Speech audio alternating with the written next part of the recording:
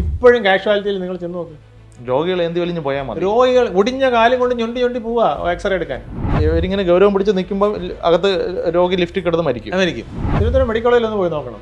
എല്ലാ ജനലും അടച്ചിട്ടിരിക്കുകയാണ്, തുറക്കുകയില്ല. അതെല്ലാം വർഷങ്ങളായിട്ട് പെയിന്റ് അടിച്ച് ഇങ്ങനെ ജാമാക്കി വെച്ചിരിക്കുക. എനിക്കറിയാം നീ എന്നെ പഠിപ്പിക്കാൻ വരണ്ട. ഞങ്ങളിതാ കുറെ കണ്ടതാ. നിങ്ങളെ മാറ്റി ഇപ്പോൾ വേറെ ആളെ വെച്ച് കാണിച്ചു തരാം. നിങ്ങളുണ്ടെങ്കിലേ ഇവിടെ മെഡിക്കൽ കോളേജ് നടക്കുള്ളൂ. മിണ്ടാൻ സമ്മതിക്കില്ല. ആ പഴയ മന്ത്രിമാരാണ്. അത് ഇടതിലെ മന്ത്രിയായാലും വലതിലെ മന്ത്രിയായാലും ഓടിക്കാനല്ലേ. പക്ഷേ ഇപ്പോഴത്തെ മന്ത്രി കാപ്പ കേസിലെ പ്രതികളെ സ്വീകരിക്കുന്നതിന്റെ ഒരു തിരക്കിലാണ്. അവർ പറഞ്ഞതും കേൾക്കണ്ടേ എന്നുള്ളതാണ്. ഇവിടെ ദുരന്തങ്ങൾ ഉണ്ടായി കഴിഞ്ഞിട്ടാണ് നമ്മുടെ സേവനം എത്തുന്നത്. ഫണ്ടുണ്ട്, പക്ഷെ അത് ഫണ്ട് കൊണ്ട് കുറെ നിർമ്മാണ പ്രവർത്തനങ്ങൾ നടക്കുന്നു. അതിൽ കമ്മീഷൻ ഡൈവേർട്ട് ചെയ്യുകയാണ് പലപ്പോഴും. പേര് മാറ്റുന്നു. ഇപ്പൊ കേന്ദ്ര പദ്ധതിയുടെ പേര് മാറ്റിയിട്ട് നമുക്ക് എന്ത് നേട്ടമാണ് ഇതിന്? 2 IAS കാരനും 2 IPS കാരനും തട്ടി നോക്ക്. സിസ്റ്റം പടപടാന്ന് റെഡിയാന്ന് ഞാൻ കാണിച്ചു തരാം.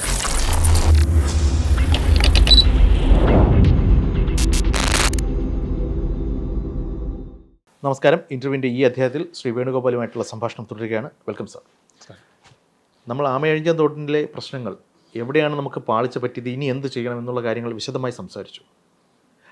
ഈ ആമയഴിഞ്ഞം തോട്ടിൽ നിന്ന് നമ്മൾ മെഡിക്കൽ കോളേജിലേക്ക് വന്നു കഴിഞ്ഞാൽ അങ്ങേക്ക് എന്താണ് അതേക്കുറിച്ച് പറയാനുള്ളത്? ഒരു മനുഷ്യൻ 42 മണിക്കൂർ ഒരു ലിഫ്റ്റിനകത്ത് തിരിഞ്ഞു നോക്കാൻ ഒരു മനുഷ്യനില്ല.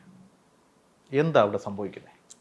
അവിടെ നിന്ന് മാത്രമല്ല, ആരോഗ്യവകുപ്പിൽ മാത്രമല്ല, ഈ കേരളത്തിലെ 65ഓളം പ്രധാന വകുപ്പ്. ഞാൻ പ്ലാനിംഗ് ബോർഡിൽ വൈസ് ചെയർമാൻ്റെ പ്രൈസ് സെക്രട്ടറിയാണ്. കേരളത്തിലെ അറിയപ്പെടുന്ന ഏറ്റവും നല്ല വൈസ് ചെയർമാനായിരുന്നു ശ്രീ കേന്ദ്ര ക്യാബിനറ്റ് മന്ത്രിയായിരുന്ന TM ചന്ദ്രശേഖർ. അദ്ദേഹം 2 ക്യാബിനറ്റിൽ ഇരുന്നു എന്നുള്ളതാണ്. വാജ്പേയിയുടെ ക്യാബിനറ്റിലിരുന്നു. അങ്ങനത്തെ 1 വർഷം എക്സ്റ്റൻഷൻ കൊടുത്തു. അത് കഴിഞ്ഞിട്ട് മൻമോഹൻ സിംഗ് വന്ന് വീണ്ടും 1 വർഷം എക്സ്റ്റൻഷൻ കൊടുത്തു. അപ്പോൾ 2 മന്ത്രിസഭകൾ പോലും അദ്ദേഹത്തെ അംഗീകരിച്ചൊരു വ്യക്തിത്വമാണ് അദ്ദേഹം. അത്രയ്ക്ക് മിടുക്കനായിട്ടുള്ള ചന്ദ്രശേഖർ സാർ. അദ്ദേഹത്തിൻ്റെ കീഴിൽ എനിക്ക് പ്രവർത്തിക്കാൻ കഴിഞ്ഞു. അപ്പോൾ ഈ 65 വകുപ്പുകളുടെയും ഒരു ബേർഡ്സ് ഐ വ്യൂ എനിക്ക് അവിടെ കിട്ടി. സത്യം പറഞ്ഞാൽ പ്ലാനിംഗ് ബോർഡ് വന്നപ്പോഴാണ് എനിക്ക് മനസ്സിലായത് ഇതെല്ലാം ഞാൻ നേരത്തെ പറഞ്ഞ പ്രഹസനങ്ങളാണ് നടക്കുന്നത്. അത് കൃഷി പദ്ധതികൾ ഇങ്ങനെ നടക്കുന്നു, വിത്ത് വിതരണം നടക്കുന്നു, കൃഷിക്ക് വേണ്ടിയിട്ട് കർഷകനെ സഹായിക്കുന്നു എന്ന് തോന്നിപ്പിക്കുക. ആരോഗ്യവകുപ്പ് എല്ലാ ആശുപത്രികളും ഇങ്ങനെ നടക്കുന്നു, അങ്ങനെ നടക്കുന്നു, അവിടെ മരുന്ന് മന്ത്രം ഇങ്ങനെയാണെന്ന് തെളിയിക്കുക. ഇത് ആരുടെയൊക്കെയോ ഭാഗ്യം കൊണ്ട് നടന്നു പോകുന്ന ചില കാര്യങ്ങളാണ്. ചില നഴ്സുമാർ, ചില ഡോക്ടർമാരുടെയൊക്കെ ഇനിഷ്യേറ്റീവിൽ ഇതിങ്ങനെ നടന്നു പോവുകയാണ്. ഇതിന് യാതൊരു കേന്ദ്രീകൃത സംവിധാനവും ഇല്ല എന്ന് പറയുന്നതിൽ എനിക്ക് വിഷമമുണ്ട്. ഒരു മന്ത്രി, ഒരു സെക്രട്ടറി, ഒരു ഡയറക്ടർ, അവരുടെ കീഴിൽ ജില്ലാ DMO, ഇവരുടെ ഒന്നും നേതൃത്വത്തിലല്ല ഇത് കറക്റ്റായിട്ട് പോകുന്നത്. ഇവർ ആവശ്യമുള്ള കാര്യങ്ങൾ നേതൃത്വമുള്ള ആവശ്യമില്ലാത്ത കാര്യങ്ങൾ ഇവർ നേതൃത്വത്തിൽ ഇടപെടുന്നുണ്ട്. ഇവർ ട്രാൻസ്ഫറിന് ഇടപെടുന്നുണ്ട്. ഇവർ തന്നെ ഇഷ്ടമില്ലാത്തവനെ അടിച്ച് പുറത്താക്കാൻ ഇടപെടുന്നുണ്ട്, കൊച്ചാക്കാൻ ഇടപെടുന്നുണ്ട്, വലുതാക്കാൻ ഇടപെടുന്നുണ്ട്. ആവശ്യമില്ലാത്തവർക്ക് ട്രാൻസ്ഫർ പ്രൊമോഷൻ കൊടുക്കുന്നുണ്ട്. ആവശ്യമില്ലാത്ത ആളിന് ഇഷ്ടമുള്ള സ്ഥലത്ത് ട്രാൻസ്ഫർ കൊടുക്കുന്നുണ്ട്. ആവശ്യമുള്ള ആളിനെ, ഞാൻ പറഞ്ഞില്ല, right man in the right place, അത് ചെയ്യുന്നില്ല. ഇല്ലാതെ ഭരണം നടക്കില്ലെന്നേ. ഈ ആശുപത്രി വികസന സമിതി എന്ന് പറഞ്ഞിട്ടൊക്കെ ഒരു സംവിധാനമുണ്ട്. എന്താണ് അവരെന്താ ചെയ്യുന്നത്? ഈ ആശുപത്രി വികസന സമിതിയല്ല, കേരളത്തിൽ ഏതൊക്കെ തിരഞ്ഞെടുക്കപ്പെടുന്ന സമിതികളുണ്ടോ അതിലെല്ലാം രാഷ്ട്രീയക്കാരാണ്. രാഷ്ട്രീയമേ ഉള്ളൂ. ഞാൻ സ്വിറ്റ്സർലൻഡിൽ പോയിരുന്നു. അവരെന്തെങ്കിലും പണിയെടുക്കുന്നുണ്ടോ എന്നുള്ളതാണ്. അതെ, രാഷ്ട്രീയം ആയിക്കൊള്ളട്ടെ, രാഷ്ട്രീയത്തെ പൂർണ്ണമായി മാറ്റി നിർത്തുന്നില്ല. അത് ജനാധിപത്യ വ്യവസ്ഥിതിയാണല്ലോ. ഈ ആശുപത്രി സംരക്ഷണ സമിതി എന്താണ് സംരക്ഷിക്കുന്നത്? അവർ സംരക്ഷിക്കേണ്ടത് അവിടുത്തെ ശുചിത്വം മുതൽ അവിടുത്തെ ദൈനംദിന നടത്തിപ്പ് വരെയുള്ള എല്ലാ കാര്യങ്ങളിലും ഇവർക്ക് കണ്ണു വേണ്ടതാണ്. അതിൽ ചിലരുണ്ട് കേട്ടോ, എല്ലാം പൂർണ്ണമായിട്ട് ഞാൻ മോശമെന്ന് പറയില്ല, ചിലരുണ്ട് പൂർണ്ണമായിട്ടും പരിപാലിച്ച് ഇത് നോക്കി കണ്ടു പോകുന്നു. പക്ഷെ അവരുടെ വാക്കുകൾക്ക് വിലയില്ല. അവിടെയാണ് പ്രശ്നം. നമ്മൾ നല്ല ആശയം പറയുന്ന ഒരാളിന് അംഗീകാരം കൊടുക്കുക കേരളത്തിൽ അസാധ്യമായിരിക്കുകയാണ്. നല്ലത് പറയുന്ന ഒരു ഡോക്ടറെ സംരക്ഷിക്കുക, നല്ലത് പറയുന്ന ഒരു അധ്യാപികയെ സംരക്ഷിക്കുക, കോളേജ് പ്രിൻസിപ്പളിനെ സംരക്ഷിക്കുക, ഒരു നല്ലത് പറയുന്ന ഒരു സർക്കാർ ഉദ്യോഗസ്ഥനെ സംരക്ഷിക്കുക, നല്ല ഒരു വ്യവസായ സംരംഭം തുടങ്ങുന്നതിന് സപ്പോർട്ട് ചെയ്യുന്ന ഒരു സർക്കാർ ഇൻഡസ്ട്രീസ് എക്സ്റ്റൻഷൻ ഓഫീസറെ സംരക്ഷിക്കുക.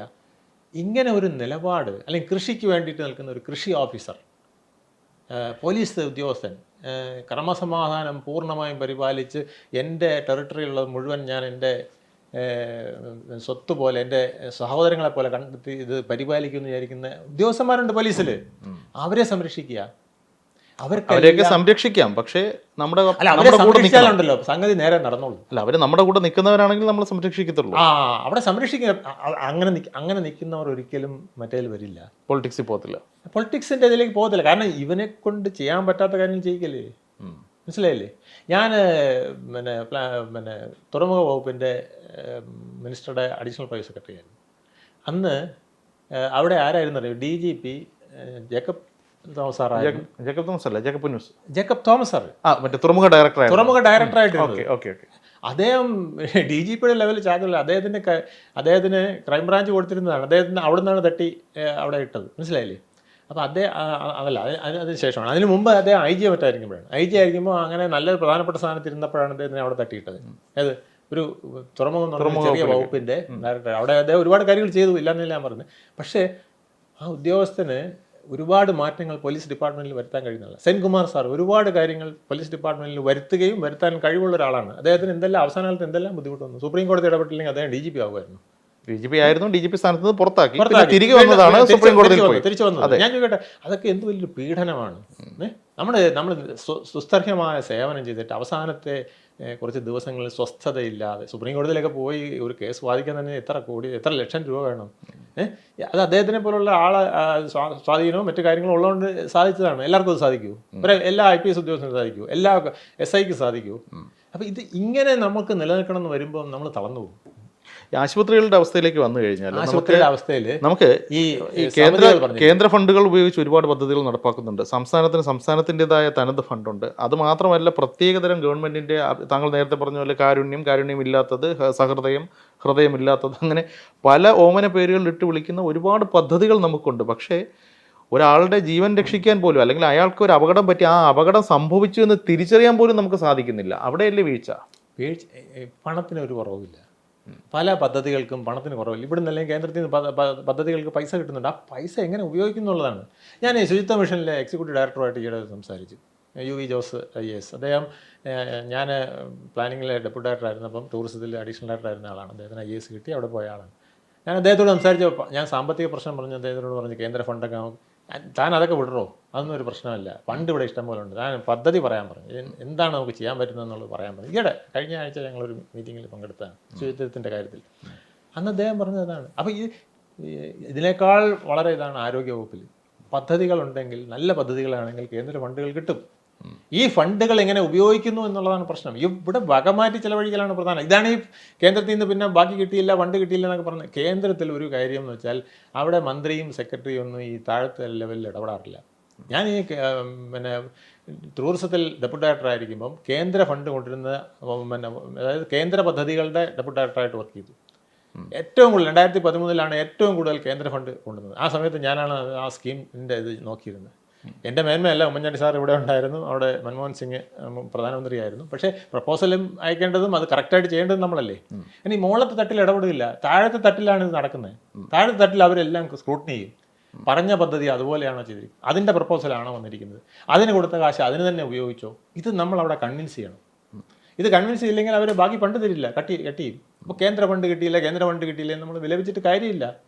ഫണ്ടുണ്ട്, പക്ഷെ അത് ഫണ്ട് കൊണ്ട് കുറേ നിർമ്മാണ പ്രവർത്തനങ്ങൾ നടക്കുന്നു, അതിൽ കമ്മീഷൻ ഡൈവേർട്ട് ചെയ്യുകയാണ്. പലപ്പോഴും പേര് മാറ്റുന്നു. ഇപ്പൊ കേന്ദ്ര പദ്ധതിയുടെ പേര് മാറ്റിയിട്ട് നമുക്ക് എന്ത് നേട്ടമാണ് ഇതിന്? നമ്മളാണ് കൊണ്ടുവന്നത് സ്ഥാപിച്ചോട്ടെ. അല്ല, അത് സ്ഥാപിച്ചുകൊണ്ട് ഇവിടെ ജനത്തിന് സംബന്ധിച്ചിടത്തോളം ആര് ചെയ്താലും ഗുണം ചെയ്താൽ നല്ലതെന്നേ പറയുള്ളൂ. ഇപ്പോൾ നമ്മുടെ റോഡുകൾ നന്നായി, അതിൻ്റെ ക്രെഡിറ്റ് ഇപ്പോൾ കേന്ദ്രമാണോ സംസ്ഥാനമാണോ എന്നൊന്നുമില്ല. ജനങ്ങൾ അത് സംസ്ഥാനത്തിൻ്റെ എഫിഷ്യൻസിയും കേന്ദ്രത്തിൻ്റെ എഫിഷ്യൻസിയും ഒക്കെ കൂടെ കണക്കിലെടുത്തേ അത് ചെയ്യുള്ളൂ. ഒരു സൗകര്യം നമുക്ക് കിട്ടിയാൽ അത് നന്ദിപൂർവ്വം സ്മരിക്കുന്നവരാണ് നമ്മുടെ മലയാളികൾ. പക്ഷെ അത് നമ്മുടെ രാഷ്ട്രീയക്കാർക്ക് മനസ്സിലാകാത്ത എന്താണെന്ന് എനിക്ക് മനസ്സിലാകുന്നില്ല. നമ്മൾ സർവീസാണ് കൊടുക്കേണ്ടത്, വാചകമല്ല. ഇപ്പോൾ നമ്മൾ ചാനൽ ചർച്ചയിലാണ് നമ്മുടെ വികസനം മുഴുവൻ. ഇവിടെ ഇപ്പം നമ്മൾ തിരുവനന്തപുരം മെഡിക്കൽ കോളേജിൽ സംഭവിച്ചൊരു കാര്യം, ഇതുപോലെ ഒട്ടനവധി സംഭവങ്ങൾ നമ്മുടെ മറ്റ് പല മെഡിക്കൽ കോളേജുകളിലും സർക്കാർ ആശുപത്രികളിലൊക്കെ നടക്കുന്നുണ്ട്. സാധാരണ അടുത്തിടെയായിട്ട് നമ്മൾ കേൾക്കുന്ന പോലീസുമായി ബന്ധപ്പെട്ടിട്ട് നടക്കുന്ന സംഭവങ്ങളാണ് ഈ ഒറ്റപ്പെട്ട സംഭവം എന്ന് പറയുന്നത്. ഓരോ ദിവസവും ഓരോ ഒറ്റപ്പെട്ട സംഭവം നമ്മുടെ കേരളത്തിൽ സംഭവിക്കാറുണ്ട്. ഇപ്പോൾ ശരിക്കും പോലീസിൽ സംഭവിച്ച ഈ ഒറ്റപ്പെട്ട സംഭവങ്ങളുടെ ഒരു ആവർത്തനം ഇപ്പോൾ പോലീസ് ഒന്ന് വിട്ടുപിടിച്ച് ആരോഗ്യവകുപ്പിലേക്ക് മാറിയിട്ടുണ്ട് എന്ന് പറഞ്ഞാൽ യോജിക്കുമോ? തീർച്ചയായിട്ടും യോജിക്കും. കാരണം കഴിഞ്ഞ കുറച്ച് നാളുകളായിട്ട് ഇത് സംഭവിക്കും. ആരോഗ്യവകുപ്പിൽ ഞാൻ തിരുവനന്തപുരം ജില്ലയുടെ റെസിഡൻസ് ഡിവിഷൻ്റെ ചുമതലയിരുന്നപ്പോൾ ഞങ്ങളൊരു പ്രപ്പോസൽ കൊടുത്തു. അതായത് ഡയഗ്നോസ്റ്റിക് ആൻഡ് കൺസൾട്ടിങ് സെൻറ്റേഴ്സ് എന്ന് പറഞ്ഞാൽ ഇതിനെ തിരിക്കണം. ഇപ്പം നമ്മൾ എന്താ ചെയ്യുന്നത്? ഇപ്പോൾ ഈ രവീന്ദ്രൻ തന്നെ, നമ്മളെ ലിഫ്റ്റിൽ കുടുങ്ങിയ രവീന്ദ്രൻ തന്നെ എന്തോ അസ്വാസ്ഥ്യം, വയറ്റ് വേദന ഏതാണ്ട് വന്നപ്പം അദ്ദേഹം നേരെ പോയത് മെഡിക്കൽ കോളേജിലേക്കാണ്. ഇതിൻ്റെ ആവശ്യമില്ല. ഡയഗ്നോസ്റ്റിക് ഈ മെഡിക്കൽ കോളേജിൽ കിടത്തി ചികിത്സിക്കുന്നവരെ, അല്ലെങ്കിൽ സർജറി ചെയ്യുന്നവരെ, അല്ലെങ്കിൽ കാലൊടിഞ്ഞവനെ, അല്ലെങ്കിൽ ആക്സിഡൻറ്റ് പറ്റിയവനെ മാത്രമേ കയറ്റാവൂ. അല്ല, അതൊരു റഫറൽ ആശുപത്രിയാണ് ഇപ്പോൾ. റഫറൽ ആശുപത്രിയാണെങ്കിലും അവിടെ മറ്റേതെങ്കിലും ഹോസ്പിറ്റലിൽ നിന്ന് OP ടിക്കറ്റ് അല്ലെങ്കിൽ റെഫറൻസ് എടുത്തുകൊണ്ട് വരണം. അത് അതിന്റെ ആവശ്യമേ ഇല്ല. അവിടുത്തെ റഫറൽ സംവിധാനത്തിന്റെ അല്ലെങ്കിൽ അവിടുത്തെ ഫസ്റ്റ് ഈ കൺസൾട്ടിങ് ഉണ്ടല്ലോ, ഈ സർജറിക്ക് മുമ്പുള്ള കൺസൾട്ടിങ് വെളിയിലാക്കണം. ഓക്കെ, അവിടുത്തെ ആൾ കുറയ്ക്കണമെന്നേ. മെഡിക്കൽ കോളേജിനകത്ത് കയറുന്ന ആളിന്റെ എണ്ണം പരിമിതപ്പെടുത്തണം. അതിന് ഏക മാർഗം എന്താ? ഫസ്റ്റ് സ്റ്റേജ്, അതായത് ഏറ്റവും കൂടുതൽ ആൾ വരുന്നതിൻ്റെ, എനിക്ക് ഓപ്പറേഷൻ വേണമെന്ന് പറഞ്ഞുകൊണ്ടല്ല മെഡിക്കൽ കോളേജിൽ പോകുന്നത്, അല്ലെങ്കിൽ ജനറൽ ആശുപത്രി പോകുന്നത്, അല്ലെങ്കിൽ ജില്ലാ ആശുപത്രി പോകുന്നത്. എനിക്ക് വയറ്റ് വേദന അല്ലെങ്കിൽ തലവേദന അല്ലെങ്കിൽ ഡയഗ്നോസ് ചെയ്യണം.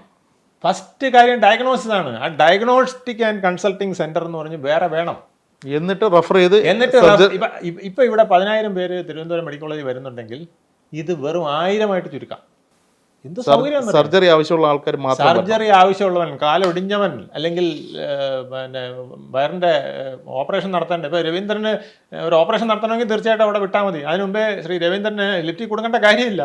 വേറെ സ്ഥലത്തൊരു ഓപ്പൺ സ്പേസിൽ പിന്നെ എല്ലാ കൗണ്ടറുകൾ വെച്ചിട്ട് ഓരോ പിന്നെ ജനറൽ മെഡിസിൻ, ഹെൽത്ത്, ആയുർവേദം, അല്ല പിന്നെ പിന്നെ പിന്നെ പിന്നെ നെഫ്രോളജി അല്ലെങ്കിൽ കാർഡിയോളജി എന്നൊക്കെ പറഞ്ഞ് ഡോക്ടർമാർ ഇരിക്കുകയാണെങ്കിൽ രവീന്ദ്രൻ അവിടെ പോയാൽ മതി. അവിടെ പോയി തുണ്ട് കൊടുത്ത് നിങ്ങൾക്ക് ഒരു കുഴപ്പമില്ല, വയറ്റ് വേദനയായിരുന്നു, അതിൻ്റെ മരുന്ന് കഴിച്ചാൽ എന്ന് പറഞ്ഞ് വിട്ടാൽ മതി. ആ രവീന്ദ്രനെ ലിഫ്റ്റ് കൊടുക്കാനായിട്ട് അവിടെ കൊണ്ടുപോയെന്തിനാ? ഇത് ഒഴിവാക്കേണ്ടതാണെന്ന് 10 വർഷം മുമ്പ് മുതൽ ഞങ്ങൾ ഫെഡറേഷൻ ഓഫ് പ്രസിഡൻസ്. താങ്കൾ പറഞ്ഞതുപോലെ ഇത് റഫറൽ ഡയഗ്നോസിസിന് പ്രത്യേക സംവിധാനം ഉണ്ടാക്കിയിട്ട് ഇങ്ങോട്ട് വരുന്നു, ചികിത്സയ്ക്ക് അല്ലെങ്കിൽ സർജറിക്ക് മാത്രമായിട്ട് മെഡിക്കൽ കോളേജിൽ വരുന്നു. അപ്പോഴും ഈ പറയുന്ന ലിഫ്റ്റിലുള്ള പ്രശ്നങ്ങളും തകരാറുകളും അപ്പോഴും സംഭവിക്കാം. അത് ഞാൻ അതിന്റെ കാരണം ഞാൻ പറഞ്ഞുതരാം. ഞാൻ ഈ നേരത്തെ പറഞ്ഞ പൊളിറ്റിക്കലൈസേഷൻ അവിടെയുണ്ട്, ട്രേഡ് യൂണിയനിസം അവിടെയുണ്ട്. നമുക്ക് ഈ സിസ്റ്റം നേരെ പോകണമെങ്കിൽ നമ്മൾ ഒരു സൂപ്പർവൈസറെ നമ്മൾ അക്സെപ്റ്റ് ചെയ്തില്ലെങ്കിൽ താഴെകളിൽ വർക്ക് ചെയ്യാൻ പറ്റില്ല. ആ ചവറെടുത്ത് മാറ്റണമെന്ന് പറഞ്ഞാൽ മാറ്റിയില്ലെങ്കിൽ മെഡിക്കൽ കോളേജിനെ സംബന്ധിച്ചിടത്തോളം കാലാകാലങ്ങളിൽ അത് ഒരു സർക്കാർ ഭരിക്കുമ്പോൾ എന്നല്ല, ഏത് സർക്കാർ ഭരിച്ചാലും മെഡിക്കൽ കോളേജ് ആശുപത്രികളിലെ സെക്യൂരിറ്റിമാരായി നിയമിക്കപ്പെടുന്നവർ അത്യാവശ്യം ഒരു ഗുണ്ടാ പശ്ചാത്തലം അല്ലെങ്കിൽ ഇച്ചിരി രോഗികളുടെ നെഞ്ചത്തോട്ട് കയറാൻ സന്നദ്ധരായിട്ടുള്ള എന്തിനും പോകുന്ന കുറച്ച് ആൾക്കാരെയാണ് നിയമിക്കാറുള്ളത്. അതിന് പിന്നിൽ പൊളിറ്റിക്കൽ റീസൺസ് ഉണ്ട്. ശരിക്കും ഈ ആളുകളുടെ മേൽ കുതിര കയറാൻ നിൽക്കുന്ന ഈ സെക്യൂരിറ്റിമാരും ചെയ്യേണ്ട കാര്യം കൃത്യമായി ചെയ്യുന്നില്ല. ഇവരെ ഇനിയെങ്കിലും മര്യാദ പഠിപ്പിക്കണ്ടേ? അല്ല, അതെന്തുകൊണ്ടാണ് ഞാൻ ചോദിക്കട്ടെ? ഇവിടെയും പ്രശ്നം അതാണ്, ആള് കൂടുന്നതാണ് പ്രശ്നമേ. 100 പേര് കയറേണ്ട അടുത്ത് 1000 പേര് വന്നാൽ സെക്യൂരിറ്റി ബലം പിടിക്കും. അപ്പൊ ഗുണ്ടയായ സെക്യൂരിറ്റി തന്നെ നിർത്തേണ്ടി വരും. മനസ്സിലായില്ലേ? ആൾക്കാരുടെ നെഞ്ചത്ത് കയറാൻ അല്ല സെക്യൂരിറ്റി, അല്ലെങ്കിൽ പോലും നിവർത്തിയില്ലാതെ വരുന്നേ. അവിടെ നിന്ന് നോക്കുമ്പോൾ നമുക്കറിയാം പലരും പിന്നെ എനിക്ക് കയറി പോകണം എന്ന് പറഞ്ഞ് ചിലത് അത്യാവശ്യമുള്ളതാണ്. അമ്മയ്ക്ക് ഞാൻ കണ്ടിട്ടുണ്ട്, അമ്മയ്ക്ക് സർജറി കഴിഞ്ഞ് ഈ മരുന്ന് സാർ അവിടെ കൊണ്ട് കൊടുക്കണം എന്ന് പറയുമ്പോൾ പോളാന്ന് പറഞ്ഞ് തള്ളിയ കേസ് എനിക്കറിയാം. ഞാൻ ആ ആളിനോട് ഉടക്കിയിട്ടുണ്ട്, സെക്യൂരിറ്റിക്കാരനോട്. അയാളെ കയറ്റിവിടാൻ പറ്റില്ല സാറേ, അത് പിന്നെ സൂപ്രണ്ട് എന്നോട് പറഞ്ഞിട്ടുണ്ട്. സൂപ്രണ്ട് പറയാതെ ഇനി ഒരുത്തനെ ഇവിടെ 1 മണി വരെ വിടില്ല. ഇപ്പോൾ തിരുവനന്തപുരത്തെ ഈ സംഭവത്തിൽ ഒരു ലിഫ്റ്റ് ഓപ്പറേറ്ററെയും അതുപോലെ തന്നെ ഒരു സൂപ്പർവൈസറെയും സസ്പെൻഡ് ചെയ്തതായിട്ടാണ് മനസ്സിലാക്കുന്നത്. ശരിക്കും ഇവർ രണ്ടുപേരുടെ ഭാഗത്തുനിന്ന് ഗുരുതരമായ വീഴ്ച ഉണ്ടായിട്ടുണ്ട്. പക്ഷേ അതേസമയം ഇതിൻ്റെ ഉത്തരവാദിത്തപ്പെട്ട ഉന്നത ഉദ്യോഗസ്ഥരെ എന്തോ ഇൻചാർജ് ആയിട്ടുള്ള ഏതൊരു ഓഫീസറെ സസ്പെൻഡ് ചെയ്തിട്ടുണ്ടെന്നാണ് അറിയുന്നത്. പക്ഷേ ഇതിനപ്പുറത്തേക്ക് ഈ സംവിധാനത്തിന്റെ തലതൊട്ടപ്പനായി നിൽക്കുന്ന ആളിനെ അല്ലേ ആദ്യം സസ്പെൻഡ് ചെയ്യേണ്ടത്? കാരണം അയാൾ നേരാവണ്ണം എടുക്കേണ്ട പണി എടുത്തിരുന്നെങ്കിൽ ഈ താഴെ തട്ടിൽ കാര്യങ്ങൾ വെടിപ്പാവില്ല. പറഞ്ഞില്ലേ, ഇത് വളരെ ബേസിക് ആയിട്ടുള്ള കാര്യമാണ്. ഇത് മാനേജ്മെന്റ് ബേസിക് കാര്യമാണ്. ഇപ്പോൾ TN ശേഷൻ ഇവിടെ വന്നപ്പോൾ ഞാൻ അദ്ദേഹത്തിൻ്റെ കൂടെ പലയിടത്തും പോയി. അദ്ദേഹം പറഞ്ഞെന്തറിയാമോ, സിസ്റ്റം എന്നാ വലിയ പാടാ മറ്റാ മറിച്ച് എന്നൊക്കെ ഞങ്ങൾ സംസാരിച്ചപ്പോൾ അദ്ദേഹം പറഞ്ഞു ഒരു പാടുമില്ല, നിങ്ങൾ ആദ്യം തട്ടേണ്ടത് ഒരു IAS കാരനാണ് അല്ലെങ്കിൽ IPS കാരനാണ്. മേളിൽ ഇരിക്കുന്നതന്നെ തട്ടുക. ആദ്യം 2 IAS കാരനും 2 IPS കാരനും തട്ടി നോക്ക്, സിസ്റ്റം പടപടാന്ന് റെഡിയാന്ന് ഞാൻ കാണിച്ചു തരാമെന്ന് പറഞ്ഞു. TN ശേഷനാണ് പറഞ്ഞത്.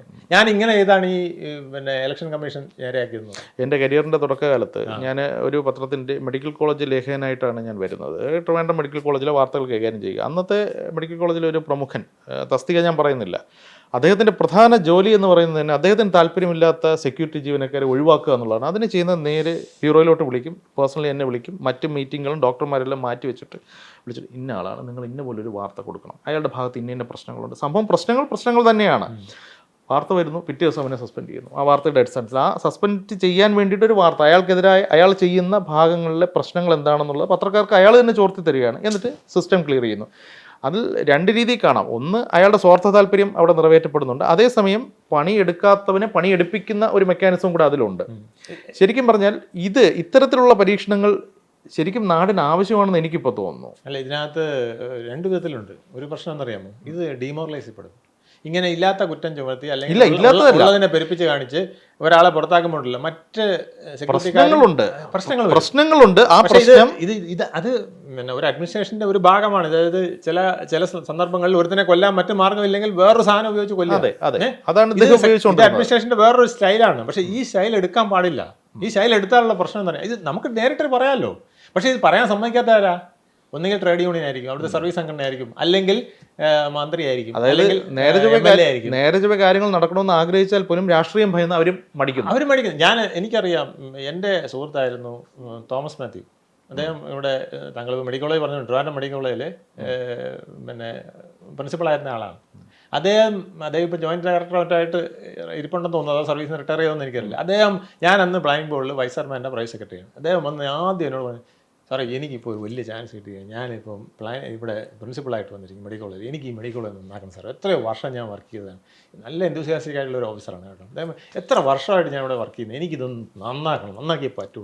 അതിന് എനിക്ക് പ്ലാനിംഗ് ബോർഡ് വൈസ് ചെയർമാനെ കാണാൻ, എനിക്ക് കുറച്ച് ഫണ്ടും കാര്യങ്ങളൊക്കെ ഒന്ന് സാങ്ഷൻ ചെയ്യിക്കണം, അതിനാണെന്ന് പറഞ്ഞ് അവിടെ വന്ന് പ്ലാനിംഗ് ബോർഡിൻ്റെ മുഴുവൻ സപ്പോർട്ടും അദ്ദേഹത്തിനോട് ഫണ്ട് കൊടുത്തു, എല്ലാം കൊടുത്തു. കുറേ നാൾ കഴിഞ്ഞപ്പോൾ അദ്ദേഹം എന്ന് പറയുകയാണ്, വലിയ പാടാണ്, മതിയായി, തൂക്കണം എന്ന് പറയാൻ തന്നെ ബുദ്ധിമുട്ടുള്ള സന്ദർഭമാണ്. ഇവിടെ കിടക്കുന്ന ചവർ ഇപ്പോൾ എടുക്കണം എന്ന് പറഞ്ഞാൽ അത് ഇല്ല സാറേ ഞാൻ അവിടെ പോയിട്ട് വരണം എന്ന് പറയുന്ന സംവിധാനമാണ്. ഒരു തൂപ്പുകാരിയെ നമുക്ക് ജോലി ചെയ്യിക്കാൻ ബുദ്ധിമുട്ടാണ്. ഒരു വാർഡനെ നമുക്ക് എന്തെങ്കിലും ചെയ്യിക്കാൻ ബുദ്ധിമുട്ടാണ്. ഒരു മെഡിക്കൽ കോളേജ് ആശുപത്രിയിൽ ഒരു പെൺകുട്ടി പീഡനത്തിനിരയാവുന്നു. അവർ പീഡനത്തിനിരയായി എന്ന് തുറന്നു പറഞ്ഞ ഒരു ജീവനക്കാരിക്ക് ഉണ്ടായ ദുരനുഭവം നമ്മൾ കണ്ടതാണ്. അവസാനം അവർക്ക് കോടതിയിൽ പോവേണ്ടി വന്നു. അപ്പൊ പിന്നെ ആരെങ്കിലും പണി എടുക്കണമെന്ന് വിചാരിച്ചാൽ പോലും ആ സ്ത്രീ സത്യാഗ്രഹം ചെയ്യേണ്ടി വന്നു എന്ന് പറഞ്ഞാലേ, കോടതി ഓർഡറുമായിട്ട് സമരം ചെയ്തു. കോടതി ഓർഡറും കൊണ്ട് വന്ന് സത്യാഗ്രഹം ചെയ്യേണ്ടി വന്നെന്ന് പറഞ്ഞാൽ മറ്റ് ജീവനക്കാർ ഇത് എന്തിനെന്നറിയാമോ? ഇവരെ പീഡിപ്പിക്കുന്നതല്ല. നിങ്ങൾ വിചാരിക്കുന്നത് അവരെ പീഡിപ്പിക്കാൻ മാത്രമല്ല, മറ്റുള്ളവർക്കുള്ള മുന്നറിയിപ്പാണ്, മറ്റ് 10,000-കണക്കിന് ജീവനക്കാർക്കുള്ള ഒരു മുന്നറിയിപ്പാണ്. അനുഭവിച്ചോ, ഇതാണ് ഫലം. നിങ്ങൾ ഹൈക്കോടതിയിൽ പോയി ഇപ്പോൾ അങ്ങോട്ട് കൊണ്ടുവരാന്നല്ലേ വയ്ക്കുന്നത്, അത് പള്ളി പറഞ്ഞാൽ മതി. ഹൈക്കോടതിയിലെ ഓർഡർ കഷത്ത് വെച്ചുകൊണ്ട് നിന്ന് വെളിയിൽ നിൽക്കേണ്ടി വരും. അതാണ് ഞാൻ ആരോഗ്യമന്ത്രി, അതാണ് ഞാൻ ഇന്ന മന്ത്രി എന്ന് പറഞ്ഞ് മറ്റ് ജനങ്ങൾക്ക് ഒരു ഭീഷണി കൊടുക്കുകയാണ്. ആരോഗ്യമന്ത്രി ഈ കാപ്പ കേസിലെ പ്രതികളെ സ്വീകരിക്കുന്ന തിരക്കിലാണ് ഇപ്പോൾ. അല്ല, ഇത് ഒരു മന്ത്രിയല്ലെന്ന്, ഇതിൻ്റെ ദൂഷ്യഫലമാണ് ഇപ്പോഴത്തെ ഇലക്ഷനിൽ അവർക്ക് വന്ന അവർ തിരിച്ചറിയുന്നില്ല.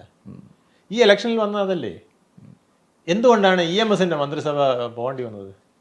ഈ സെൽഭരണമാണ്, സെൽഫിഷ് ഭരണം, സെൽഭരണം. ഈ കണ്ണൂരിലെ ഗ്രാമങ്ങളിലെ മുഴുവൻ ശൈലി, കേരളം മുഴുവൻ കൊണ്ടുവരുന്ന ഒരു ശൈലി ഇവിടെ എടുത്തു. അത് ഓടില്ല. ഇത് പണ്ടേ EMS മനസ്സിലാക്കിയതാണ്. അതുകൊണ്ട് അദ്ദേഹം പോളിസി മാറ്റി. ആ 57 കഴിഞ്ഞപ്പോൾ ആ പോളിസിയെ എടുത്ത് കളഞ്ഞു. പക്ഷെ എന്നിട്ട് തന്നെ 67 വന്നിട്ട് അദ്ദേഹം അധികം നാളൊന്നും നിൽക്കാൻ പറ്റില്ല. പിന്നെ 77 അദ്ദേഹം വീണ്ടും 57, 67, 77 EMS എന്ന് പറഞ്ഞ് 77 EMSന് വരാൻ പറ്റിയില്ല.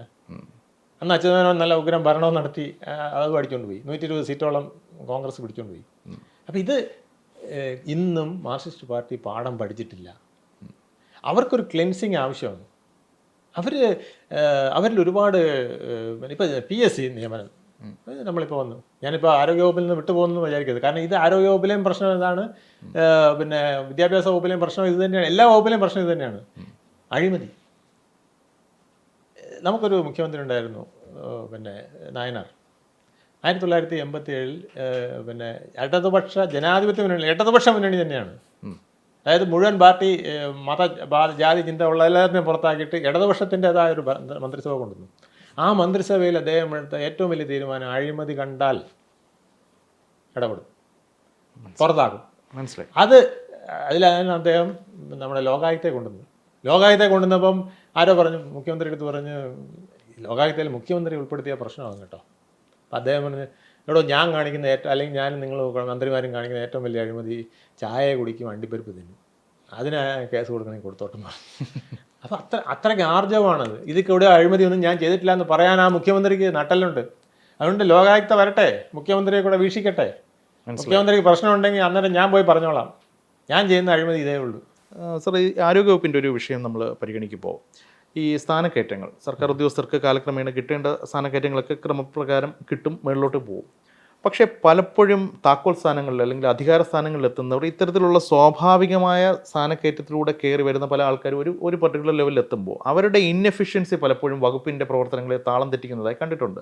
അത് ആരോഗ്യവകുപ്പിൽ കുറച്ചുകൂടെ ഗുരുതരമാണ്. കാരണം അവരുടെ താളം തെറ്റൽ എന്ന് പറഞ്ഞാൽ ഒരാളുടെ ജീവൻ വെച്ചിട്ടുള്ള കളിയാണ്. അപ്പോൾ ഇതെങ്ങനെയാണ് അഡ്രസ്സ് ചെയ്യാൻ പറ്റുക? ഇതിനകത്ത് ഇതൊരു ടെക്നിക്കൽ സെക്ടറാണ്. പ്രത്യേകിച്ച് ആരോഗ്യം എന്ന് പറയുന്നത് വളരെ സാങ്കേതികമായൊരു വൈദഗ്ധ്യം ആവശ്യമുള്ള വകുപ്പാണ്. അവിടെ നമ്മൾ പറയുന്നതല്ല അതിനകത്ത് ആപ്തവാക്യം, അവിടെ ഡോക്ടർ പറയുന്നതാണ് ആപ്തവാക്യം. അപ്പോൾ ഡോക്ടറെ കേൾക്കാൻ എത്ര ആരോഗ്യ ഡയറക്ടർമാർക്ക്, ഡയറക്ടർ ആരോഗ്യ വകുപ്പിൽ തന്നെയാണ്, ഡോക്ടർ തന്നെയാണ്. പക്ഷേ സെക്രട്ടറിമാർ, മറ്റു ഉന്നത ഉദ്യോഗസ്ഥർ, മന്ത്രിമാർ ഇവർക്ക് കഴിയുന്നു. ഈ പ്രൊമോഷൻ കൊടുക്കുന്നത്, ഇപ്പോൾ പ്രൊമോഷൻ തടുക്കാൻ നോക്കില്ല. കാരണം വെച്ചാൽ അത് ഇപ്പോൾ കിട്ടിയേ പറ്റുള്ളൂ. അപ്പം ഇപ്പോൾ DMO ആക്കുന്നത് പലപ്പോഴും പിന്നെ അതിന് തത്തുല്യമായ വേറൊരു തസ്തികയിലേക്ക് ഈ മിടുക്കനാണെങ്കിൽ ആ ആളിനെ അങ്ങ് മാറ്റിക്കളയും. ആ ആളിനെ മാറ്റിയിട്ട് ഞാൻ പറയുന്ന കേൾക്കുന്ന എൻ്റെ ഫ്ലെക്സിബിളായ ഒരാളിനെ കൊണ്ടുവയ്ക്കും. വളരെ ഫ്ലെക്സിബിൾ ആകുമ്പോൾ എന്ത് പറ്റുന്നറിയാമോ? ഫ്ലെക്സിബിൾ ആകുമ്പോൾ വിടുപണിയാവും. അവർക്ക് വിടുപണിയാകുകയും ഒന്നാമത് എഫിഷ്യൻസി ഇല്ലാത്തവരാണ് ഈ ഫ്ലെക്സിബിൾ ആകുന്നത്. എനിക്കൊരു കുഴപ്പമുള്ളപ്പോഴാണ് ഈ ഫ്ലെക്സിബിലിറ്റിക്ക്, എനിക്ക് അറിയാം ഇതേ ചെയ്യാവൂ. പണി അറിയാവുന്ന പണിക്കാരനെ വെച്ച് കഴിഞ്ഞാൽ ഒരു പണി അറിയാവുന്നവരോട് വിട്ടുവീഴ്ച ചെയ്യില്ല. സാർ അത് ചെയ്യാൻ പറ്റില്ല സാർ എന്ന് പറയും. ഇത് പറയുന്നത് പല മന്ത്രിമാർക്കും ഇഷ്ടമല്ല, പല MLA മാർക്കും ഇഷ്ടമല്ല, പല സെക്രട്ടറിമാർക്കും ഇഷ്ടമല്ല. ഇത് ഒഴിവാക്കണം. എനിക്കറിയാം നീ എന്നെ പഠിപ്പിക്കാൻ വരണ്ട, ഞങ്ങളിതാ കുറെ കണ്ടതാ.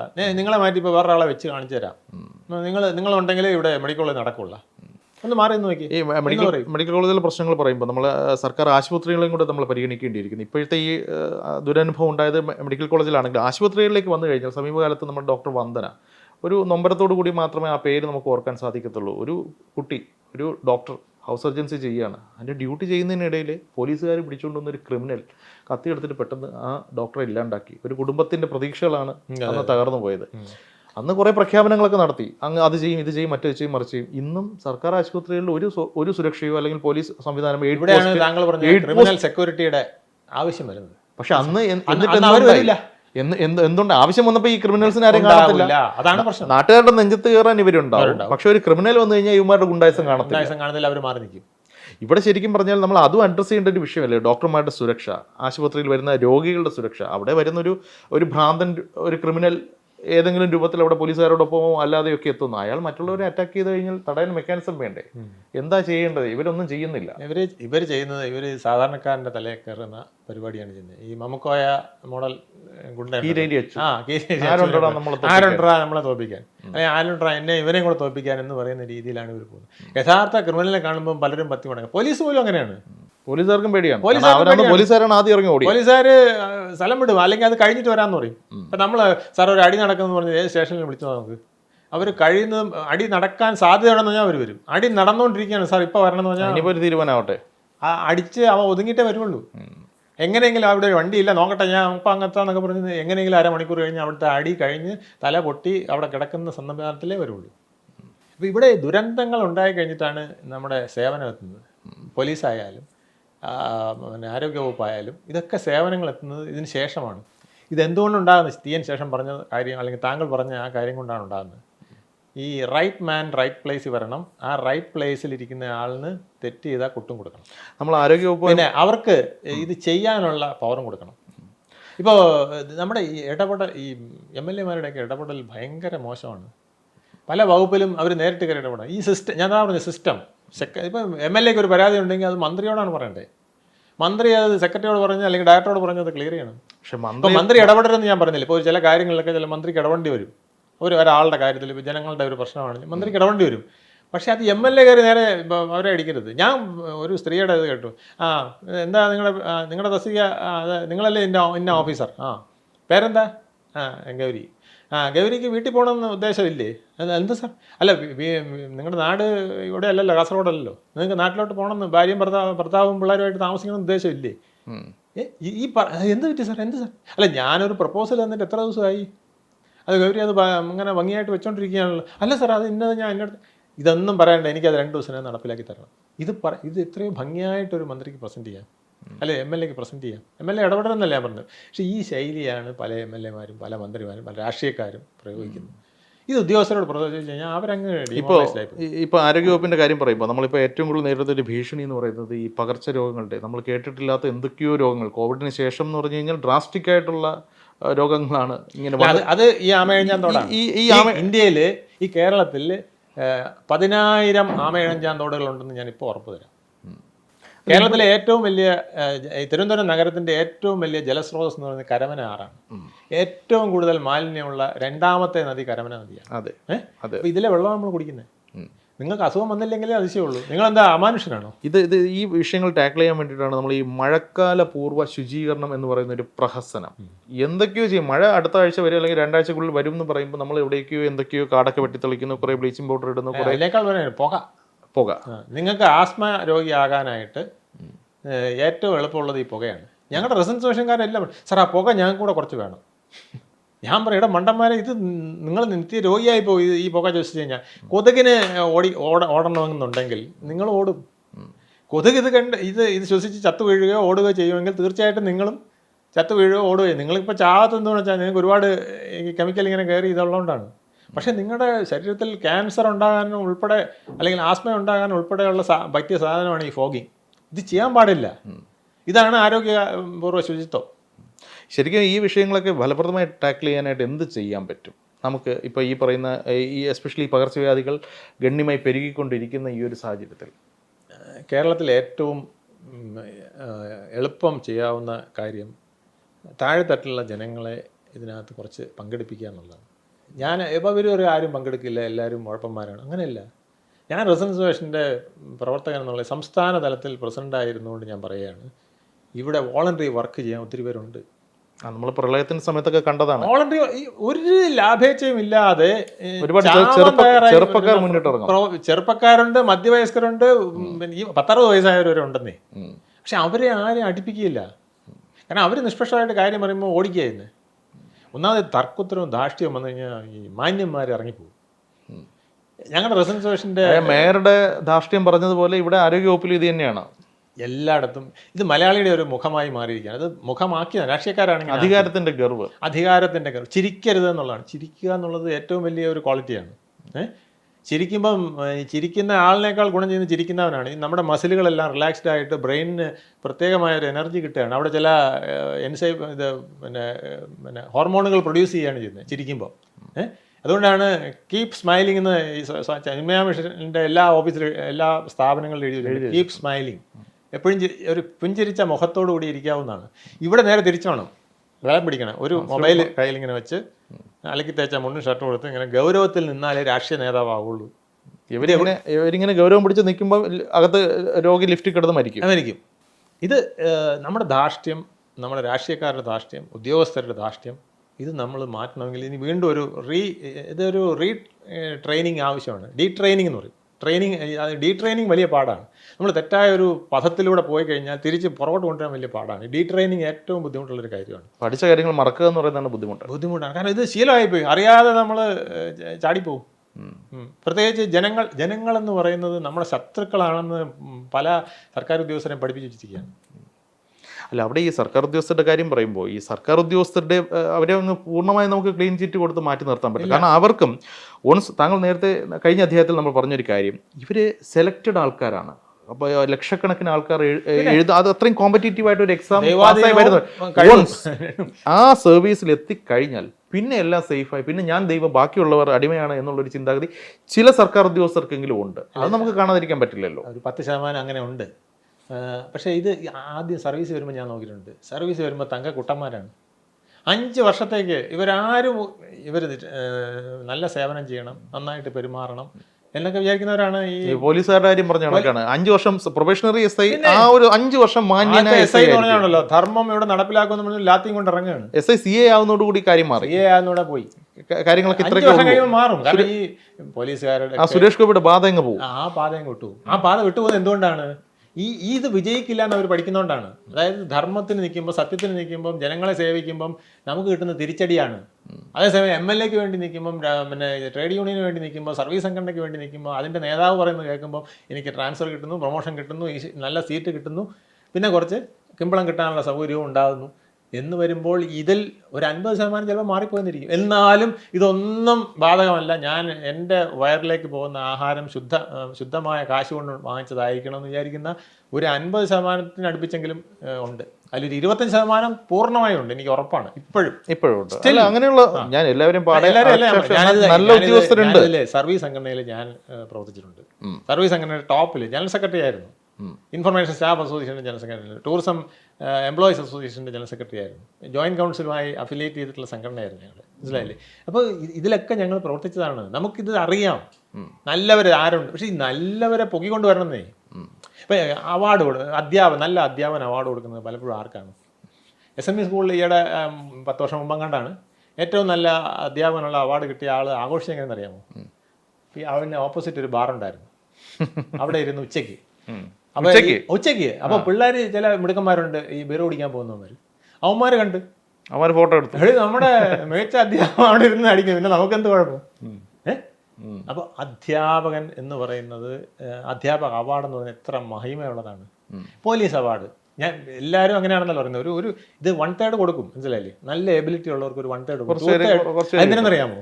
ആരെങ്കിലും പരാതി പറയാനുണ്ട്. കള്ളനും കൊള്ളക്കാരനും കൊടുക്കുമ്പോൾ മാന്യനും കിട്ടി. ഈ മാന്യന് കൊടുത്താലേ മറ്റൊന്നും വിലയുള്ളൂ. അതെ, മനസ്സിലായില്ലേ? ഈ 1/3 മാന്യന്മാർക്ക് കിട്ടുമ്പം അമാന്യനും ഇത് കിട്ടുമ്പോൾ ആ ഒരു പദവി കിട്ടും. ആ പദവി മാന്യൻ എന്നുള്ള പദവി ഇപ്പൊ ജേക്കബ് സാറിന് അല്ലെങ്കിൽ ജോസഫ് സാറിന് കിട്ടി, അല്ലെങ്കിൽ മറ്റേ മേരി ടീച്ചർക്ക് കിട്ടി, അല്ലെങ്കിൽ ഇന്ന ടീച്ചർക്ക് കിട്ടിയതുപോലെ എനിക്കും കിട്ടി. അത് ഉഴപ്പി നടന്ന് ലഘുലേഖം വിതരണം ചെയ്ത് അധ്യാപക സംഘടനയുടെ പോസ്റ്റർ ഒട്ടിച്ച് നടന്നവനും കിട്ടി. അപ്പം ജോലി എടുക്കാത്തവനും കിട്ടി. കിടന്ന് കഷ്ടപ്പെട്ട് പിള്ളേരെ ഈ രീതിയിൽ ഉന്നതിയിലേക്ക് കൊണ്ടുവരാൻ ശ്രമിച്ച വിദ്യാഭ്യാസ വകുപ്പിൻ്റെ അസറ്റായിട്ടുള്ള ആളിനും കിട്ടി.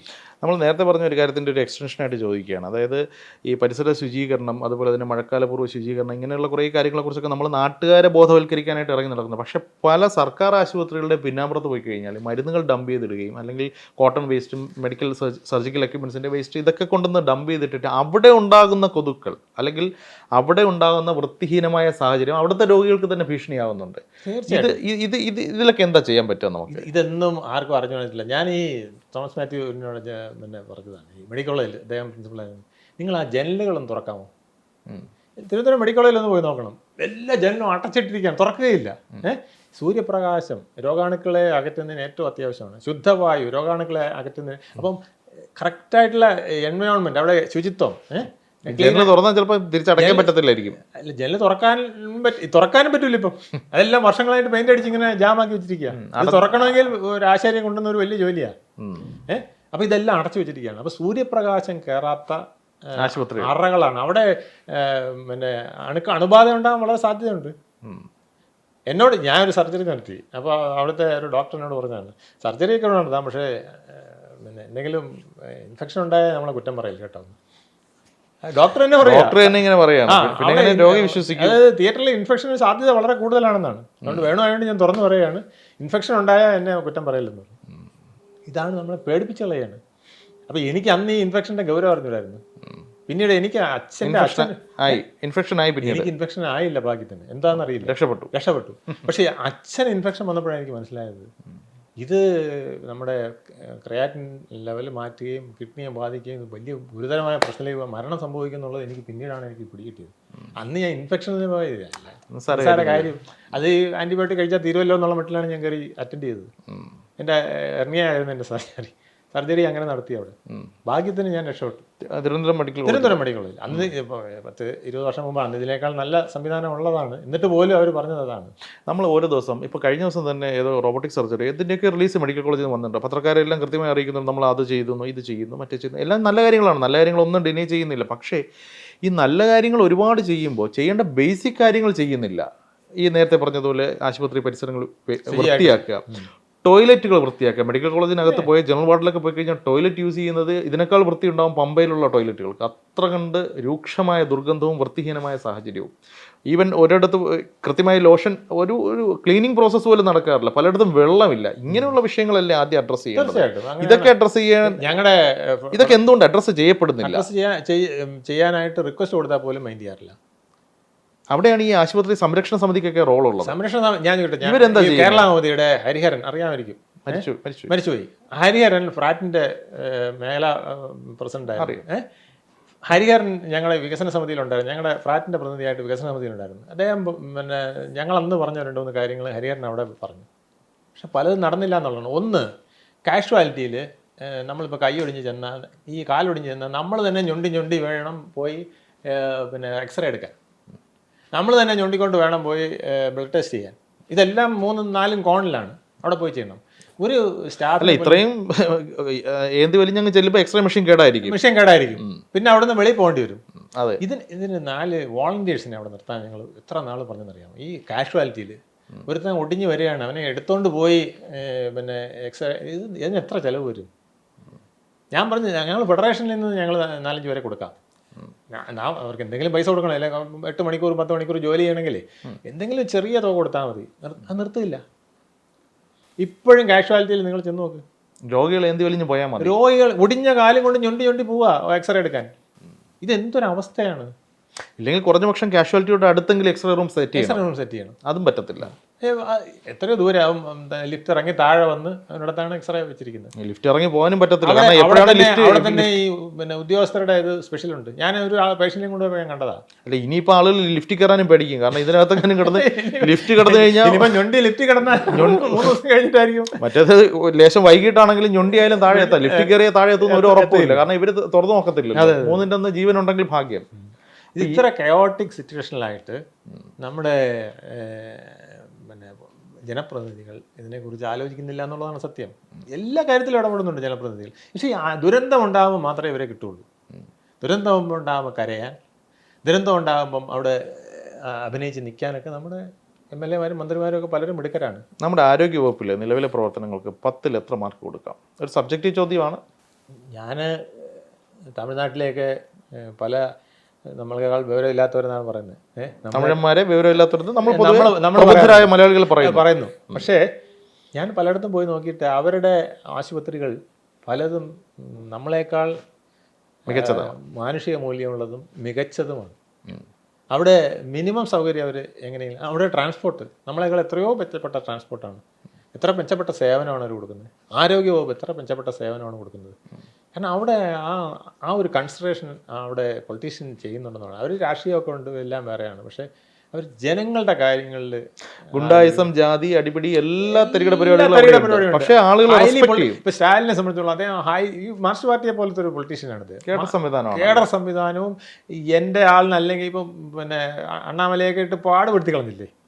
ഏതൊക്കെ വിധത്തിൽ കുരുക്കാമോ അതെല്ലാം കുരുക്കും അവർ. പക്ഷേ കേന്ദ്രത്തിൻ്റെ സപ്പോർട്ട് ഉണ്ടായിട്ട്, SPG ഉണ്ടായിട്ട് അദ്ദേഹത്തിന് എന്തെല്ലാം പിന്നെ സംരക്ഷണം ഉണ്ടായിട്ട് എന്തെല്ലാം മരിഞ്ഞു മുറുക്കി.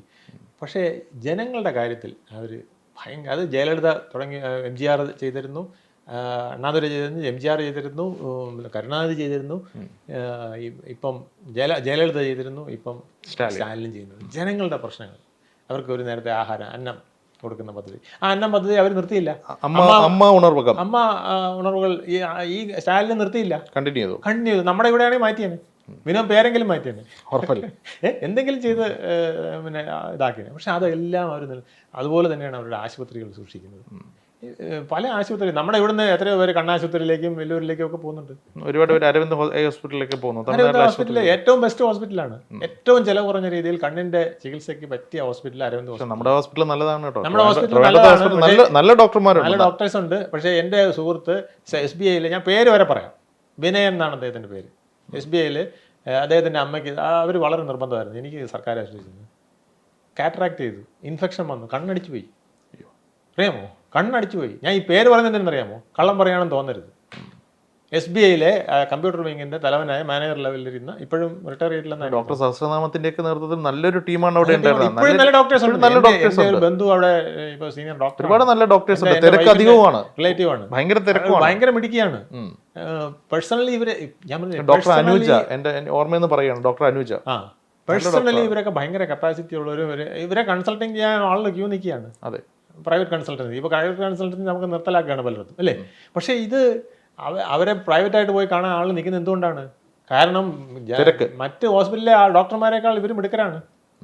ഇവിടുന്ന് ഡോക്ടേഴ്സിനെ അടിച്ചോണ്ട് പോയായിരുന്നു പ്രൈവറ്റ് ഹോസ്പിറ്റലിൽ.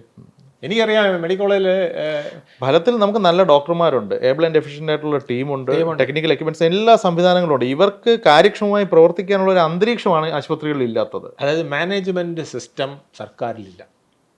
അത് മന്ത്രിസഭയിലില്ല, സെക്രട്ടേറിയറ്റ് പൊളിറ്റിക്കലായ ഒരു ജീർണിച്ച വ്യവസ്ഥിതി മാത്രമാണുള്ളത്. വ്യവസ്ഥ അത് മാനേജ്മെന്റ് എന്ന് പറഞ്ഞ പൊളിറ്റിക്സ് ആണ്. ഇത് ധിക്കാരം കാണിച്ചാൽ എല്ലാം നടക്കുന്നതാണ്, വിരട്ടിയാൽ എല്ലാം നടക്കുന്നതാണ് ഈ ചില മന്ത്രിമാരുടെയും.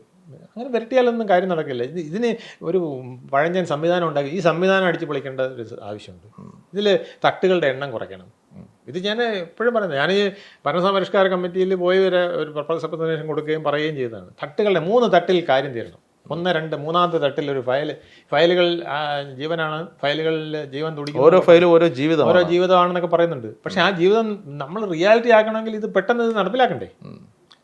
അദാലത്തുകൾ നടപ്പിലാക്കണം.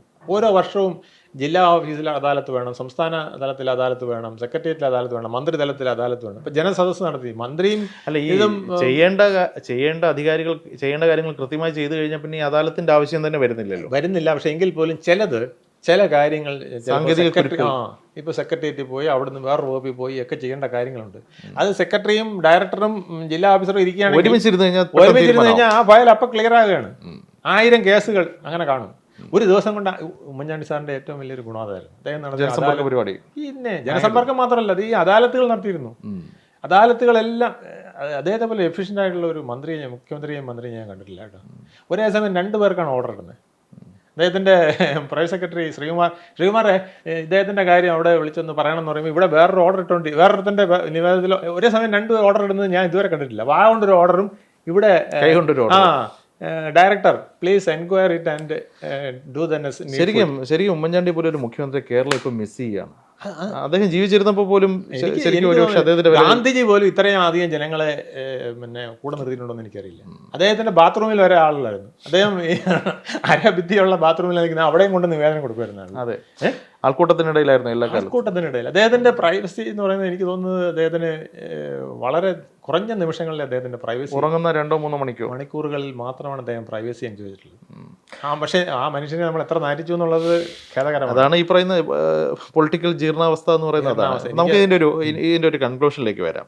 ശരിക്കും ആരോഗ്യവകുപ്പിന്റെ ദുരവസ്ഥയും അവിടെ നേരിടുന്ന പ്രശ്നങ്ങളൊക്കെയാണ് നമ്മൾ ത്രൂ ഔട്ടായിട്ട് സംസാരിച്ചത്. അതിനോടൊപ്പം മറ്റു ചില വകുപ്പുകളും കൂടെ ചേർത്ത് വെച്ചു.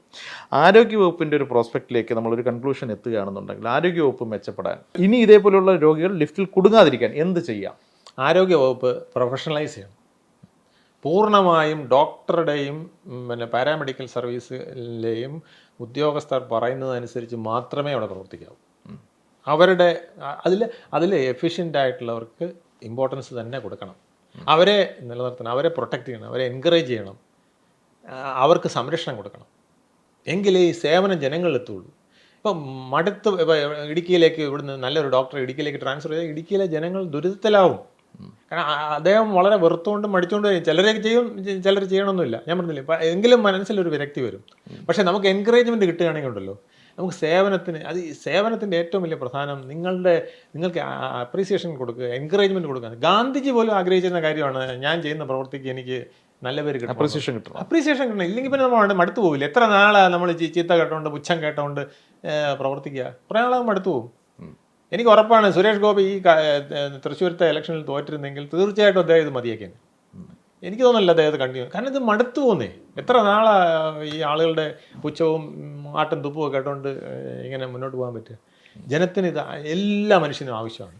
അംഗീകാരം കിട്ടും. നമുക്ക് പണം വേണ്ട, പക്ഷെ നിങ്ങൾ നല്ല മനുഷ്യനാണ്, നിങ്ങൾ നല്ല ഡോക്ടറാണ്, നിങ്ങൾ നല്ല എഞ്ചിനീയർ, നല്ല സർക്കാർ ഉദ്യോഗസ്ഥൻ, നല്ല IPS ഉദ്യോഗസ്ഥനാണ്, നിങ്ങൾ നല്ല കളക്ടറാണ്. ഈ വാക്ക് പറഞ്ഞാൽ മാത്രം മതി. ഇത് കറക്റ്റ് നല്ല പോലീസ് ഓഫീസറാണ്. ഈ ചില പോലീസ് ഓഫീസർമാർ പോകുമ്പോൾ ഞാൻ കണ്ടിട്ടുണ്ട് റെസിഡൻസുകാർ കരയുന്നത്, അയ്യോ സാറ് പോകരുതേ, DGP എടുത്ത് നമുക്ക് പെറ്റീഷൻ കൊടുക്കുന്നത് ഞാൻ കണ്ടിട്ടുണ്ട്. അതെ, ചില ഉദ്യോഗസ്ഥരെ റിട്ടേൺ ചെയ്യിക്കാനൊക്കെ ആവശ്യപ്പെടാറുണ്ട്. അപ്പം അങ്ങനെയുള്ളവരെ എൻകറേജ് ചെയ്യുന്നതിന് പകരം അവരെ നമ്മളെ കാസർഗോഡേക്ക് അടിക്കും. ഈ അവസ്ഥ മാറണം. പിന്നെ ടെക്നിക്കൽ ആൾക്കാർക്ക് ഇമ്പോർട്ടൻസ് കൊടുക്കണം. പിന്നെ എല്ലാ ആശുപത്രികളിലും തിരക്കൊഴിവാക്കാനുള്ള മാർഗം യഥാർത്ഥ കിടപ്പ് രോഗിയെ അവിടെ പോകാവൂ. അതായത് സർജറി വേണമെങ്കിലേ അവിടെ പോകാവൂ, അല്ലെങ്കിൽ ഡയഗ്നോസ്റ്റിക്സിന് ഡയഗ്നോസ്റ്റിക്സ് കംപ്ലീറ്റ് വേറെ ആക്കണം. അതിന്റെ ഡോക്ടറും അതിന്റെ ആൾക്കാരും വേറെ ആക്കണം അവിടെ. അങ്ങനെ ആളില്ലെങ്കിൽ ഉച്ചയ്ക്ക് ശേഷം ഒരു 3 മണിക്കൂർ ഇവിടെ ഇരുന്നിട്ട് പിന്നെ അങ്ങോട്ട് പോയാൽ മതി. അവർക്കൊരു വാഹനം കൊടുത്താൽ മതി. ഇപ്പോൾ മെഡിക്കൽ കോളേജിലെ ഡോക്ടർ തന്നെയാണ് ഈ ഡയഗ്നോസ്റ്റിക് സെന്റർ നടത്തുന്നതെങ്കിൽ 8 മുതൽ 10 വരെ ഇവിടെ ഡയഗ്നോസ്റ്റിക്, അല്ലെങ്കിൽ 7 മുതൽ 10 വരെ അവർക്ക് അത് കൊടുക്കുക. ബാക്കി സമയത്ത് ഇവിടുന്ന് ഒരു വണ്ടി അറേഞ്ച് ചെയ്ത് അവരെ അവിടെ കൊണ്ടുപോയി 2 മണി വരെ അവിടെ സർവീസ് ചെയ്തിട്ട് അവരെ പോകാൻ അനുവദിക്കുക. ആശുപത്രികൾ, ശുചിത്വം, താങ്കൾ നേരത്തെ പറഞ്ഞു, എസ്പെഷ്യലി നമ്മുടെ ഇന്നർ ഏരിയ, രോഗി കിടക്കുന്നിടം, അതിനേക്കാൾ പ്രധാനം സർജറി നടക്കുന്ന സ്ഥലം, അതുപോലെ തന്നെ പ്രധാനം നമ്മുടെ ലാബിലൊക്കെ വേറെ എന്തെങ്കിലും അണു വന്നു കഴിഞ്ഞാൽ പോയി, നമ്മുടെ ടെസ്റ്റ് വേറെ റിസൾട്ടാണ് വരിക. അതെ, മനസ്സിലായില്ലേ? ജീവൻ തന്നെ പോയി. നമുക്കില്ലാത്തൊരു അസുഖത്തിൻ്റെ ഒരു അണു അതിനകത്ത് കയറി കഴിഞ്ഞാൽ വേറെ ട്രീറ്റ്മെൻറ്റാണ് വരിക, ആള് തട്ടിപ്പോവും. ഈ ലിഫ്റ്റിൽ കുടുങ്ങിയതുപോലെ തന്നെ വലിയ വിപത്തുകൾ എത്രയാണ് നടന്നിരിക്കുന്നത് അറിയാമോ ഈ ആശുപത്രിയിൽ? പലതും ആരും അറിയുന്നില്ല. കത്രിക വയറ്റി കിടന്നു, ആ സ്ത്രീ അനുഭവിച്ച ബുദ്ധിമുട്ട് നമ്മൾ അവരിപ്പോഴും കേസ് പുറകെ നടക്കുകയാണ്. ഒരു മന്ത്രി പോലും അത് അക്സെപ്റ്റ് ചെയ്യുന്നില്ലാണ്. എനിക്ക് ഉറപ്പുണ്ട് 1980-കൾക്ക് മുമ്പ് ഉള്ള ഒരു മന്ത്രി ആയിരുന്നെങ്കിലുണ്ടല്ലോ ഇതായിരിക്കില്ല, ഉറപ്പിച്ചനെ എല്ലാത്തിനും ഈ ഇത് ന്യായം കൊണ്ട് ചെന്നാൽ പോലീസ് ഈ പിന്നെ സർജറി നടത്തിയ ഡോക്ടർ പറയാണ്, ഇവിടെയാണോ സർജറി നടന്നതെന്ന് ആദ്യം അവർ വേറെയും ചില ഹോസ്പിറ്റലിൽ പോയിരുന്നു, അവിടെ നിന്നാണെന്ന് മിണ്ടാൻ സമ്മതിക്കില്ല. ആ പഴയ മന്ത്രിമാരായിരുന്നു, അത് ഇടതിലെ മന്ത്രിയായാലും വലതിലെ മന്ത്രിയായാലും ഓടിക്കുന്നല്ലേ. ഇപ്പോഴത്തെ മന്ത്രി കാപ്പ കേസിലെ പ്രതികളെ സ്വീകരിക്കുന്നതിന്റെ ഒരു തിരക്കിലാണ്. അവർ പറഞ്ഞതും കേൾക്കണ്ടേ എന്നുള്ളതാണ്. അത് സർക്കാർ ഉദ്യോഗസ്ഥൻ പറഞ്ഞത് അല്ലെങ്കിൽ ഡോക്ടർ പറഞ്ഞതും കേൾക്കണ്ടേ, അല്ലെങ്കിൽ അവിടുത്തെ ഈ സർജറി നടത്തി കത്രിക അകത്ത് വെച്ചവനും പറയുന്നതും കേൾക്കണ്ടേ എന്നുള്ളതാണ്. ഇത് നമ്മുടെ ഈ മാധ്യമങ്ങൾക്കും ഇതിനകത്തൊരു പങ്കുണ്ട് കേട്ടോ. ഈ അതർ സൈഡ്, നമ്മൾ ഈ ഹിയർ ദ അതർ സൈഡ് എന്നുള്ള ഒരു പോളിസിയിൽ പലതും ഡയല്യൂട്ട് ചെയ്തല്ലേ. നമ്മുടെ ഈ ചാനൽ ചർച്ചയിൽ ഞാനിപ്പോൾ ചാനൽ ചർച്ചയ്ക്ക് പോകാറില്ല. എന്നെ ഈ പിന്നെ കഴിഞ്ഞ ദിവസവും വിളിച്ചിരുന്നു 2 ചാനലുകൾ, ഞാൻ പോയില്ല. ഈ പാർവതി പുതനാർ ഈ പ്രശ്നം വെച്ചിട്ട്, ആമയഴിഞ്ഞാൻ തോട്ടിൻ്റെ പ്രശ്നം വെച്ചിട്ട് ഞാൻ പോകാത്തതിൻ്റെ കാരണം, അവിടെ പോയാൽ നമുക്കൊന്നും പറയാം. ഞാനിപ്പോൾ ഈ സംസാരിച്ച കാര്യങ്ങൾ പലതും നമുക്ക് പറയാൻ പറ്റില്ല. ഉടനെ ആങ്കർ ഇടപെട്ട് അത് ഈ വിഷയം ഇവിടെ ഇങ്ങനെയല്ല എന്ന് പറഞ്ഞ് ഉടനെ തട്ടിക്കളയും. ജനങ്ങൾ അറിയേണ്ട വിഷയങ്ങൾ നമുക്ക് സംസാരിക്കാൻ പറ്റില്ല. മനസ്സിലായോ?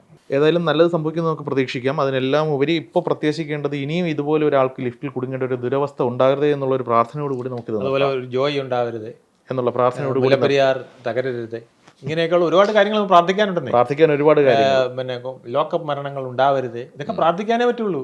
അതെ, നാളെ ഉണ്ടാകുമ്പോൾ അതിന് ഒറ്റപ്പെട്ട സംഭവം എന്ന് പറഞ്ഞുകൊണ്ട് വേറെ ഈ ന്യായീകരണമാണ് ഏറ്റവും വലിയ കുഴപ്പം. ക്ലിയർ ആണ്, പോയിന്റ് ക്ലിയർ ആണ്. ഏതായാലും നല്ലത് സംഭവിക്കുന്നു പ്രത്യാശിക്കാം. നന്ദി.